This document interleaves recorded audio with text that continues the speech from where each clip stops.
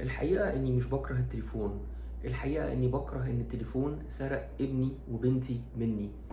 زمان قبل ما الولد يكبر كنت بعرف بيفكر في إيه، بيحب إيه، بيضحك مع مين، أصحابه مين.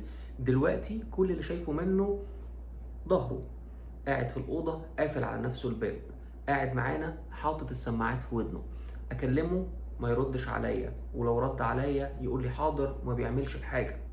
درجاته بدأت تقل ونومه بدأ يتعكس وحياته اتشقلبت من فوق لتحت بعد ما عرف الجهاز ده. أنا خايف عليه جدا ومش عارف أتصرف معاه إزاي، وخوفي ده بدأ يتحول لأوامر. هات التليفون، هقفلهولك، تعال اقعد معانا، مش معقول انت طول الوقت قاعد جوه الجهاز ده، خليك معايا، اتكلم معايا.